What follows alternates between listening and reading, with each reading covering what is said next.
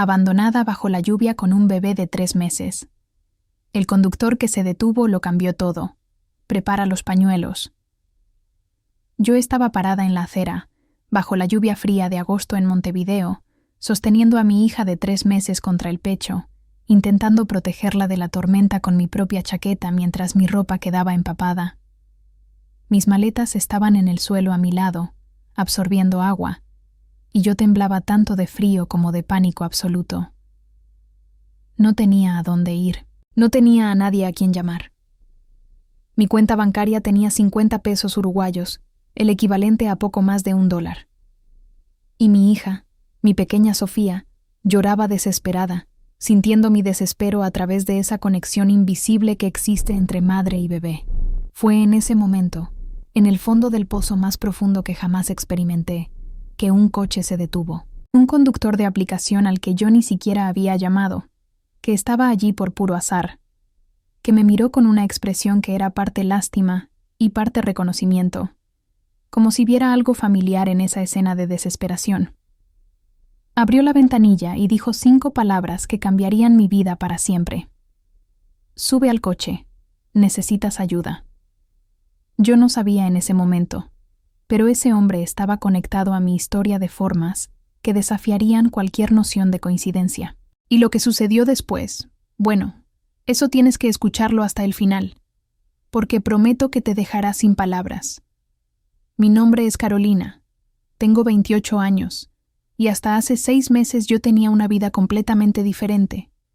No era una vida perfecta, pero era mía. Yo estaba construyendo algo. Trabajaba como diseñadora gráfica freelancer en Montevideo. Vivía en un apartamento pequeño pero acogedor en Pocitos. Tenía amigos. Tenía planes. Y tenía a Matías, mi novio de 4 años. Matías y yo nos conocimos en la universidad. Él estudiaba ingeniería, yo estudiaba diseño. Era guapo, encantador de una forma medio torpe, que yo encontraba entrañable. Venía de una familia de clase media alta, mientras que yo venía de orígenes más humildes. Mis padres eran trabajadores del interior de Uruguay, que se habían mudado a Montevideo cuando yo era niña, buscando mejores oportunidades. Mi padre trabajaba en construcción civil, mi madre como empleada doméstica. Ellos sacrificaron todo para darme educación, para que yo pudiera tener una vida mejor. La relación con Matías siempre tuvo sus desafíos. Su familia nunca me aceptó completamente. Yo no era del mismo nivel social, como su madre dejaba claro en sus comentarios sutiles pero cortantes. Matías siempre defendía nuestra relación. Decía que me amaba, que lo que sus padres pensaban no importaba. Y yo creía porque quería creer. Cuando descubrí que estaba embarazada, hace un año, fue un shock. No estábamos planeando tener hijos tan pronto. Estábamos enfocados en nuestras carreras, en establecer nuestras vidas. Yo tenía 27 años. Él tenía 29. Aún nos sentíamos jóvenes, no listos para ese paso gigantesco. Cuando le conté a Matías, su reacción inicial fue de pánico. Se puso pálido, comenzó a caminar de un lado para el otro del apartamento, hablando sobre cómo no estábamos preparados, cómo esto lo cambiaría todo. Pero después de algunas horas, se calmó, sostuvo mis manos y dijo que lo íbamos a lograr, que sería difícil pero que lo haríamos funcionar, que él me amaba y amaría a nuestro bebé. Yo quise creerle. Desesperadamente quise creerle. Los primeros meses del embarazo fueron complicados. Tuve náuseas horribles, apenas podía trabajar. Matías estaba cada vez más distante, siempre con excusas sobre trabajo, sobre presión de la familia, sobre 1000 otras cosas, pero él aún estaba allí. Entonces yo me aferraba a esa presencia, por más tenue que se estuviera volviendo. Fue cuando yo estaba con 5 meses de embarazo, que las cosas comenzaron a desmoronarse de verdad. Matías comenzó a llegar tarde a casa, oliendo a alcohol y perfume femenino. Cuando yo cuestionaba, se ponía a la defensiva, agresivo incluso. Decía que yo estaba paranoica, que el embarazo me estaba volviendo loca. Mis padres notaron el cambio. Mi madre, con esa sabiduría silenciosa que tienen las madres, intentó alertarme gentilmente. «Mija, ese hombre no te está tratando como debería. Tú y el bebé merecen algo mejor». Pero yo era terca, estaba enamorada, estaba embarazada y aterrorizada con la idea de hacer esto sola. Cuando yo estaba con 7 meses, ocurrió la tragedia que lo cambiaría todo. Mis padres regresaban de una visita a parientes en el interior cuando el autobús en que viajaban se involucró en un accidente terrible en la ruta. Mi padre murió en el acto. Mi madre sobrevivió, pero quedó en coma por 3 días antes de también fallecer. Perdí a mis padres, perdí mis anclas, perdí a las únicas personas en el mundo que me amaban incondicionalmente. Y estaba embarazada de 7 meses, devastada de una forma que no puedo describir adecuadamente con palabras. Matías fue al funeral, se quedó a mi lado, dijo las cosas correctas. Pero yo podía sentir que era una actuación, que él estaba allí porque era lo esperado socialmente, no porque genuinamente le importara. Y después del funeral, se volvió aún más distante. Con mis padres muertos, yo heredé muy poco. Ellos no tenían bienes significativos, apenas algunos ahorros que apenas cubrieron los costos del funeral. El apartamento donde vivían era alquilado. Me vi sola de formas que nunca había experimentado antes. Sofía nació en marzo, en una noche fría de otoño. Fue un parto complicado, prolongado, doloroso. Matías llegó al hospital tarde, claramente habiendo bebido, y se mostró impaciente durante todo el proceso. Cuando finalmente sostuve a mi hija en mis brazos, miré aquel rostro perfecto y sentí un amor tan abrumador que casi no podía respirar. Pero también sentí terror. ¿Cómo la cuidaría? ¿Cómo sería madre cuando me sentía tan perdida? Los primeros días en casa con Sofía fueron una pesadilla. Ella lloraba constantemente. Yo apenas dormía. Estaba intentando amamantar y teniendo dificultades. Mis puntos dolían. Mis hormonas estaban descontroladas. Y Matías era completamente inútil. Él se quejaba del llanto del bebé. Decía que necesitaba dormir porque tenía trabajo al día siguiente. Pasaba cada vez más tiempo fuera de casa. Cuando Sofía tenía 1 mes, Matías dejó de venir a casa completamente. Desaparecía por días. Volvía solo para coger ropa limpia. Evitaba mirarme a mí o al bebé. Yo imploraba por respuestas, por ayuda, por alguna explicación. Él apenas decía que estaba confundido, que necesitaba espacio. Y entonces, cuando Sofía tenía 2 meses y medio, él finalmente tuvo la honestidad de ser brutal. Llegó a casa una tarde, cuando yo estaba exhausta, aún en pijama. La casa un desorden. Sofía finalmente durmiendo después de horas llorando con cólicos. «No aguanto más esto», dijo sin preámbulo. «No quiero ser padre. Nunca quise. Y ya no te amo, Carolina. Tal vez nunca te amé de verdad. Eras conveniente, eras agradable, pero esto, esta vida, no es lo que yo quiero». Sentí como si me hubieran dado un puñetazo en el estómago. «Matías, tienes una hija. No puedes simplemente irte». «Claro que puedo. Y lo voy a hacer. Ya conseguí un trabajo en Sao Paulo. Me voy la próxima semana. No voy a pagar pensión. No voy a mantener contacto. Ahora eres tu propio problema, no el mío». Intenté argumentar. Intenté hacerlo entrar en razón, pero él ya había decidido. Y en el fondo, la parte de mí que aún tenía algo de dignidad restante, sabía que no quería un hombre que no nos quería. No quería que Sofía creciera sintiendo que era una carga para su propio padre. ¿Y el apartamento?, pregunté, porque vivíamos en su apartamento. «Es mío. Tienes hasta fin de mes para irte. 3 semanas. 3 semanas para encontrar un lugar donde vivir, siendo madre primeriza con un bebé pequeño, con trabajo freelancer irregular, sin apoyo, sin familia». Era imposible. Pasé las 3 semanas siguientes en pánico. Intenté encontrar apartamento, pero nadie quería alquilar a una madre soltera desempleada con bebé. Intenté pedir ayuda a los amigos, pero descubrí que la mayoría de los amigos que tenía eran en realidad amigos de Matías, y desaparecieron cuando él desapareció. Las pocas amigas verdaderas que tenía estaban en situaciones difíciles también. viviendo con compañeros de piso o con padres, sin condiciones de alojarme. Intenté refugios, pero las listas de espera eran largas. Intenté asistencia social, pero la burocracia era lenta, las respuestas tardaban semanas que yo no tenía. Y entonces llegó aquel día, el último día del mes.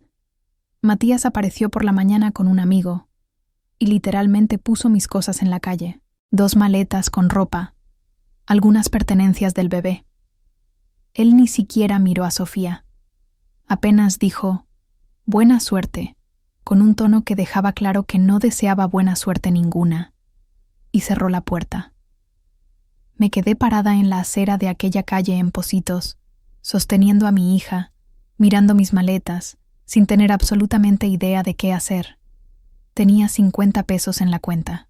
El celular estaba con 10% de batería porque había olvidado cargarlo la noche anterior con todo el estrés de la mudanza inminente. Comencé a andar. No sabía a dónde, pero no podía quedarme parada allí. Sofía estaba empezando a lloriquear. Necesitaría mamar pronto. Yo no había comido nada desde la noche anterior.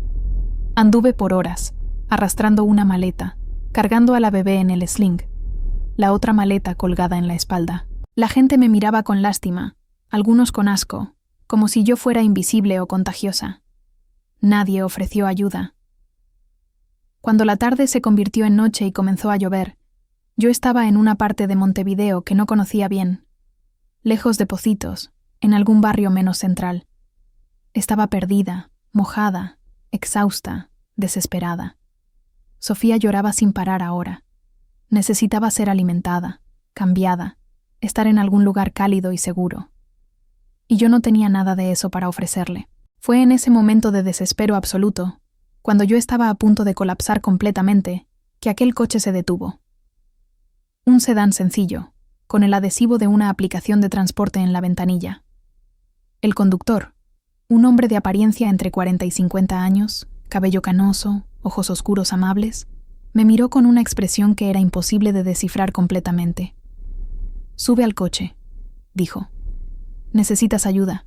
Todos mis instintos de autopreservación gritaban que no subiera a un coche extraño, especialmente con mi bebé. Pero miré a Sofía, mojada y llorando. Miré a la lluvia que se hacía más fuerte, a la oscuridad cayendo, y pensé, ¿cuál es la alternativa? ¿Dormir en la calle con un bebé de 3 meses? Entré en el coche. El conductor inmediatamente encendió la calefacción. «Quítate el abrigo mojado», me instruyó gentilmente. «Aquí, usa esto». Me pasó una manta que estaba en el asiento de atrás. «Envuelve al bebé también». Obedecí, mis dedos temblando tanto de frío como de estrés. Él no dijo nada por unos minutos. Solo condujo, mientras yo intentaba calmar a Sofía. «¿Cuál es tu nombre?», finalmente preguntó. «Carolina», respondí, mi voz saliendo ronca. «Y ella es Sofía». «Mi nombre es Roberto», dijo. «Y voy a hacer una pregunta que tal vez sea inadecuada, pero necesito saber. ¿Tienes a dónde ir?». Lágrimas comenzaron a rodar por mi rostro antes de que pudiera controlarlas. Negué con la cabeza. Él se quedó en silencio por un momento. Entonces dijo, «Ok. Entonces esto es lo que vamos a hacer. Conozco un lugar que puede ayudar. Un refugio gestionado por una ONG que ayuda a madres en situaciones difíciles. Voy a llevarte allí. Ellas te darán un lugar donde dormir esta noche, comida, un lugar para cuidar del bebé.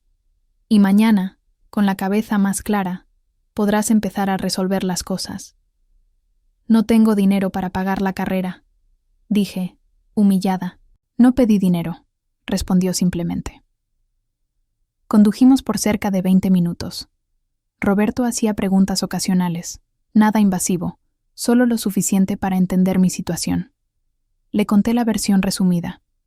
Relación que terminó, sin familia, sin recursos, sin un lugar donde quedarme. Él escuchaba sin juzgar, solo asintiendo ocasionalmente. «No eres la primera mujer en esta situación», dijo en un momento dado. «E infelizmente, no serás la última. Hombres cobardes que abandonan sus responsabilidades existen a montones. pero vas a superar esto. Eres más fuerte de lo que crees. Sus palabras eran sencillas, pero había una convicción en ellas que me hizo querer creer. El refugio era un edificio modesto en un barrio residencial. Roberto se detuvo enfrente y salió del coche, cogiendo mis maletas. Tocó el timbre y una mujer de mediana edad, con rostro bondadoso y cansado, atendió. «Beatriz», Roberto dijo, claramente conociéndola. «Ella es Carolina y su hija Sofía. Necesitan ayuda». Beatriz me miró al bebé, y su expresión se suavizó inmediatamente. «Claro, pasen, tenemos espacio».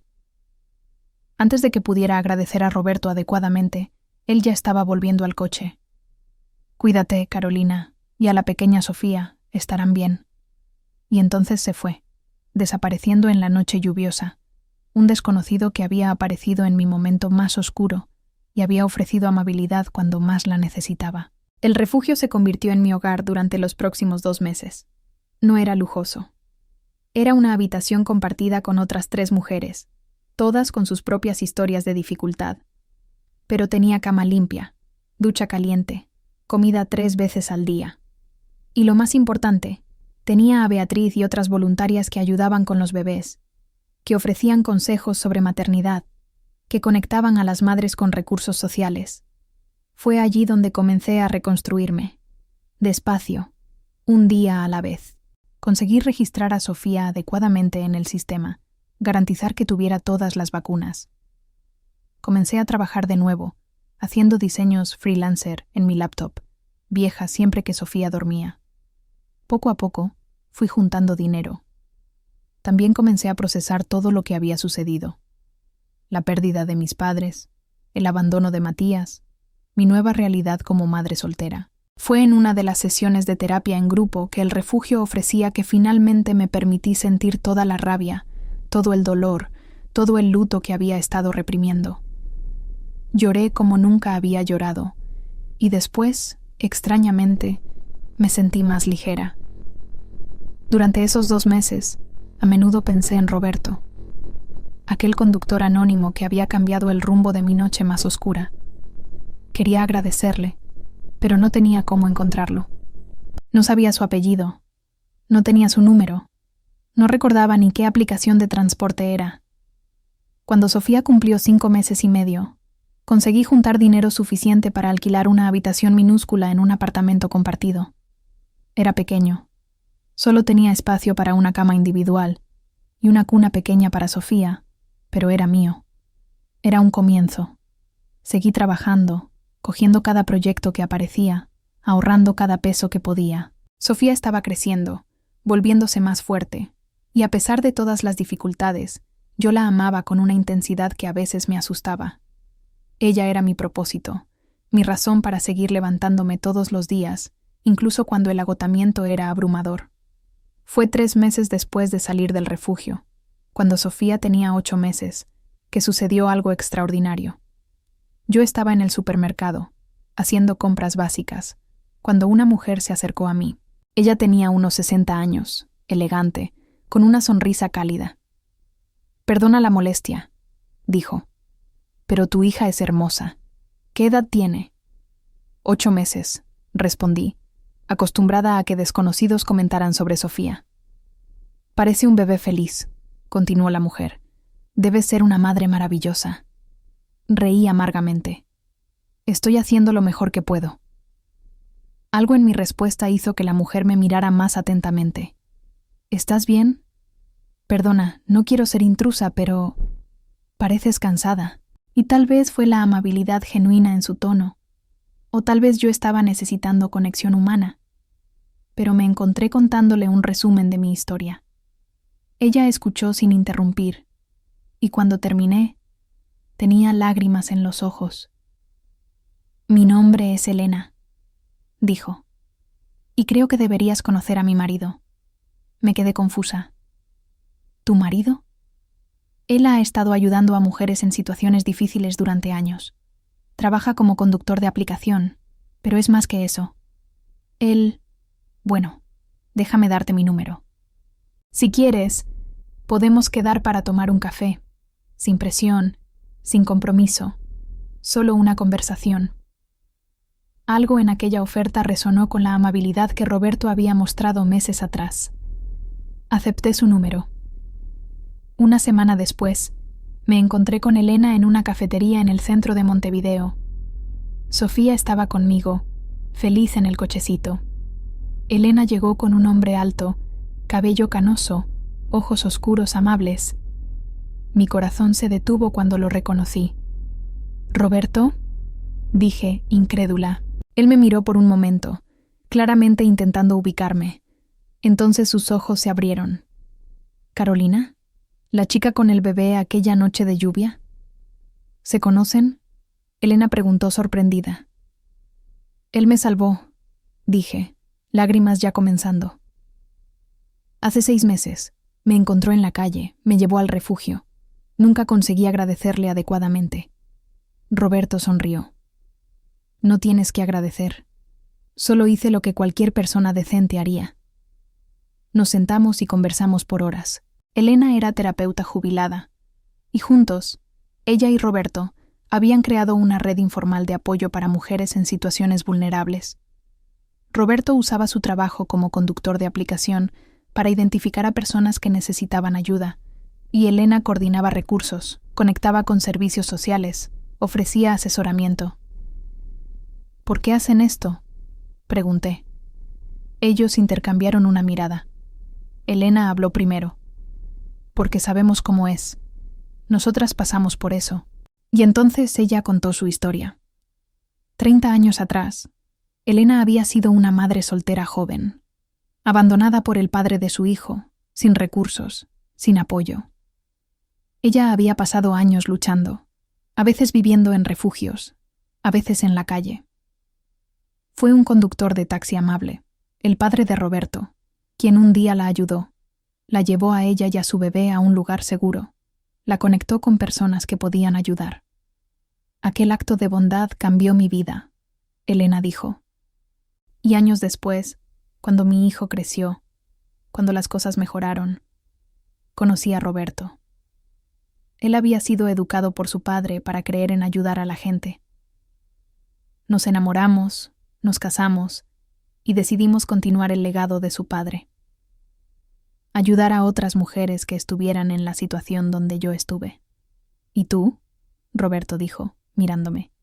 «Eres una de las muchas, pero también eres especial». Porque Elena y yo estábamos conversando sobre expandir nuestro trabajo, sobre tal vez crear algo más formal, más estructurado. Y entonces ella te conoció en el supermercado. Y bueno, sentimos que tal vez esto sea una señal. ¿Una señal de qué?, pregunté confusa. «Que tal vez tú podrías ayudarnos», Elena dijo. «Tus habilidades en diseño, tu experiencia personal, tu fuerza, serías perfecta para ayudarnos a crear una fundación real. Un lugar donde mujeres como tú, como yo fui, puedan encontrar no solo refugio temporal, sino apoyo real, duradero, entrenamiento profesional, asistencia con guardería para los bebés, asesoramiento, todo lo que es necesario para realmente reconstruir una vida». Los miré, a esa oferta increíble, y sentí algo que no sentía hacía mucho tiempo. Esperanza. Esperanza real, no solo la determinación terca de sobrevivir, sino una visión de un futuro que podría ser hermoso. «Me encantaría», dije, mi voz quebrándose. «Me encantaría formar parte de eso». Y así comenzó el siguiente capítulo de mi vida. En los meses siguientes, trabajé con Roberto y Elena para desarrollar la fundación. Creé todo el material de branding, el sitio web, las campañas de divulgación. Usé mi propia historia como ejemplo, mostrando que la recuperación era posible, que mujeres en situaciones imposibles podían reponerse. La fundación comenzó pequeña, pero creció rápidamente. Conseguimos financiación de donantes privados y algunas empresas. Alquilamos un edificio más grande. Contratamos consejeras profesionales, abogadas que ayudaban pro bono con cuestiones de pensión alimenticia y custodia, cuidadoras de niños. Pero lo más importante, creamos una comunidad, un lugar donde mujeres que habían sido abandonadas, abusadas, dejadas sin recursos, podían encontrar no solo ayuda material, sino conexión, comprensión, hermandad. Cuando Sofía cumplió 1 año, hicimos una fiesta en la fundación.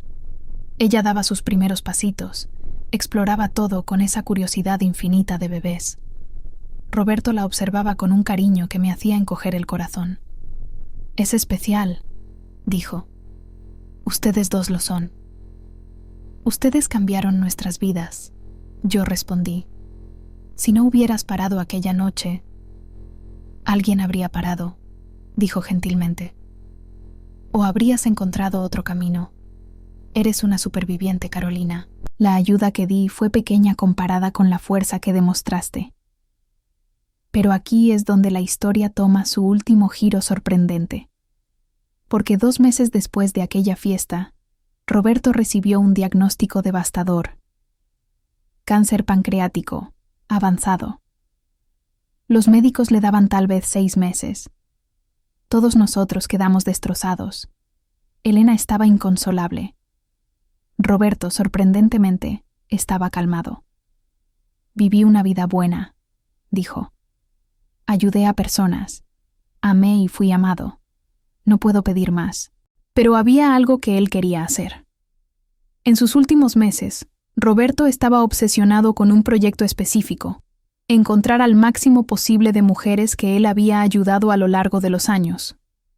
Él tenía cuadernos llenos de nombres, fechas, breves descripciones de encuentros que había tenido durante sus turnos como conductor. Yo lo ayudé, usando mis habilidades de investigación y redes sociales.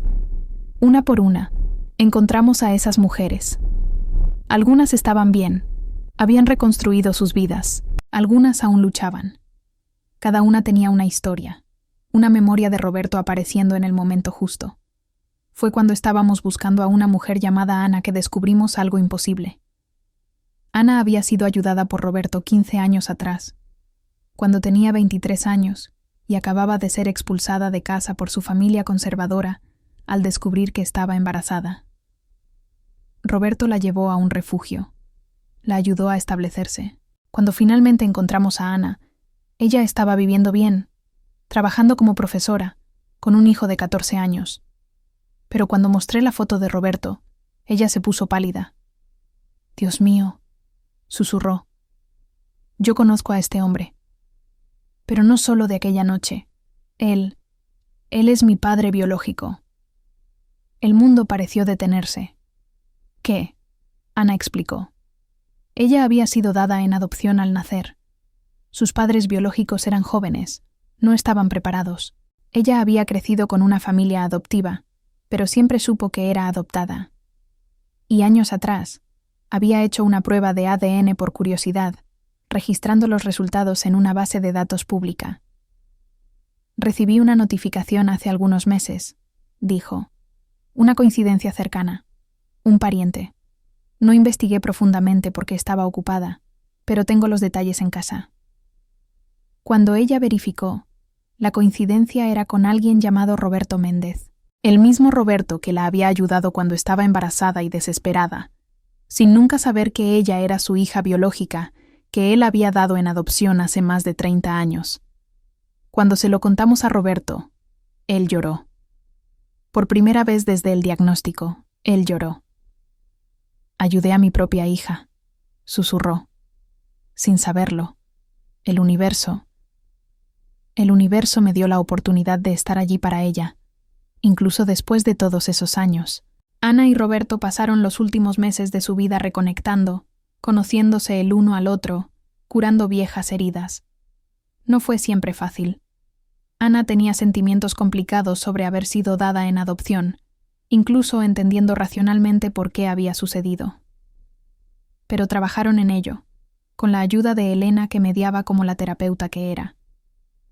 Y fue en ese proceso que descubrimos una cosa más. El hijo de Ana, de 14 años, necesitaba un mentor, una figura masculina positiva. Roberto no tenía mucho tiempo, pero el tiempo que tenía, lo invirtió en ese nieto que nunca había conocido. Le enseñaba sobre bondad, sobre ayudar a otros, sobre dejar un legado que importara. Roberto falleció en una mañana tranquila de primavera, con Elena a un lado, Ana al otro, rodeado por todas las mujeres que él había ayudado a lo largo de los años. Yo estaba allí, sosteniendo a Sofía, que acababa de cumplir 18 meses. El funeral fue enorme, cientos de personas cuyas vidas él había tocado de alguna forma. En el testamento de Roberto había una sorpresa final. Dejó la mayor parte de su modesta herencia a la fundación, pero también dejó cartas personales para cada una de las mujeres que él había ayudado más significativamente. Para mí, la carta decía: Carolina, cuando te vi aquella noche en la lluvia, vi a mi Elena de 30 años atrás, vi a mi hija Ana, vi a todas las mujeres que la sociedad abandona y olvida, pero también vi fuerza. Vi a una madre haciendo lo imposible para proteger a su hija. Tú no necesitabas ser salvada. Solo necesitabas una pequeña ayuda para salvarte a ti misma. Y lo hiciste. Te convertiste en quien tenías que ser. No solo para tu hija, sino para todas las otras mujeres que ahora ayudas. Estoy orgulloso de ti. Continúa el trabajo. Sigue siendo la luz para otras que están en la oscuridad. Y dile a Sofía, cuando sea lo suficientemente mayor para entender, que tiene una madre extraordinaria y que un viejo conductor de aplicación cree que ella crecerá para ser tan extraordinaria como tú. Lloré leyendo aquella carta. Lloré por la pérdida de ese hombre bueno. Lloré de gratitud por él haber estado allí cuando lo necesité. Lloré porque él tenía razón. Yo me había salvado, pero necesitaba aquella pequeña ayuda en el momento justo. Hoy, 3 años después de aquella noche lluviosa, muchas cosas han cambiado. Sofía tiene 3 años y medio. Es una niña vibrante y curiosa que me hace reír todos los días. La fundación, que ahora lleva el nombre de Roberto, ha ayudado a más de 200 mujeres a reconstruir sus vidas. Yo soy la directora ejecutiva, trabajando al lado de Elena que, a pesar de la edad y del luto, continúa dedicada a la misión. Ana se convirtió en una amiga cercana y miembro del consejo de la fundación. Su hijo, ahora con 17 años, trabaja como voluntario, ayudando con los hijos de las mujeres que acogemos, perpetuando el legado del abuelo que apenas conoció. En cuanto a Matías, supe por casualidad que volvió de Sao Paulo hace 1 año, que su empleo no funcionó, que está luchando financieramente. Él nunca intentó contactar, nunca preguntó por Sofía, nunca pagó un peso de pensión. ¿Y sabes qué? Estoy en paz con eso. Porque Sofía tiene algo mejor que un padre biológico ausente. Ella tiene una comunidad entera de personas que la aman, que la celebran, que estarán allí para ella. Ella tiene la memoria de un hombre bueno llamado Roberto, cuyo acto de bondad no solo cambió mi vida, sino que reverberó a través de cientos de otras. Ella tiene modelos de mujeres fuertes que sobrevivieron a lo imposible y siguieron levantándose. Ella tiene amor, tiene seguridad, tiene un futuro. ¿Y yo? Yo aprendí algo fundamental aquella noche lluviosa. Aprendí que cuando estás en tu punto más bajo, cuando crees que estás completamente sola, a veces aparece alguien, un desconocido que se convierte en ángel, un conductor de aplicación que se convierte en salvador, una conexión imposible que se revela esencial. Aprendí que familia no es solo sangre. Es quien aparece cuando lo necesitas. Es quien te ayuda a levantar. Es quien ve tu valor cuando tú misma no puedes verlo. Y aprendí que a veces el propósito del dolor, del sufrimiento, del camino imposible, es prepararte para ayudar a otros que están en el mismo camino. Mi tragedia me dio empatía, comprensión y una misión que llena mi vida de significado. Aquel conductor de aplicación que se detuvo aquella noche no estaba solo salvando a una mujer y un bebé. Estaba iniciando una ola de cambio que continuaría mucho más allá de él. Y esa es la cosa sobre la bondad genuina. No termina con el acto. Se multiplica, se esparce, crea círculos cada vez mayores de impacto. Entonces, si estás leyendo esto y estás en tu propio momento de desesperación, si te sientes sola, abandonada, sin salida, quiero que sepas, no estás sola. Existen Robertos en el mundo, existen Elenas. Existen personas que van a aparecer cuando lo necesites, a veces de formas que nunca imaginaste. Y lo más importante, eres más fuerte de lo que crees. Puedes sobrevivir a lo imposible. Puedes reponerte. Puedes transformar tu dolor en propósito, tu tragedia en triunfo. No será fácil. Habrá días donde querrás rendirte. Habrá noches de llanto, momentos de duda abrumadora. Pero continúa, un día a la vez, un paso a la vez. Porque del otro lado de ese camino imposible está una versión de ti que es más fuerte, más sabia, más compasiva. Y quién sabe, tal vez un día te conviertas en el Roberto de alguien. Tal vez tú seas quien detiene el coche en la lluvia, quien extiende la mano, quien da la pequeña ayuda que permite que alguien se salve. Si esta historia te conmovió, si pasaste por algo parecido o conoces a alguien pasándolo, deja un comentario. Cuenta tu historia. ¿Fuiste ayudada por un desconocido en un momento crucial? ¿Conseguiste reponerte de una situación imposible? ¿Eres madre soltera luchando para sobrevivir? Comparte, porque tus palabras pueden ser exactamente lo que alguien necesite leer hoy. Suscríbete al canal para más historias reales de superación, de bondad inesperada, de personas que transformaron tragedia en fuerza. Deja tu like si crees que la bondad importa, que un acto pequeño puede cambiar una vida entera, que vale la pena ayudar a desconocidos en necesidad. Comparte con alguien que necesita saber que incluso en las noches más oscuras, incluso cuando parece que estás completamente sola, puede aparecer alguien. Un ángel disfrazado de conductor de aplicación, una conexión que lo cambiará todo. Gracias por leer nuestra historia. La mía, de Sofía, de Roberto, de Elena, de Ana y de todas las mujeres que la Fundación ayudó. Gracias por estar aquí. Y recuerda, nunca estás tan sola como piensas. El universo tiene formas misteriosas de poner a las personas correctas en tu camino en el momento justo. Solo tienes que estar abierta a recibir esa ayuda y luego, cuando puedas, devolverla. Fui dejada en la lluvia con un bebé en mis brazos. Creí que estaba sola, pero no lo estaba. Y tú tampoco lo estás. Nunca lo estás.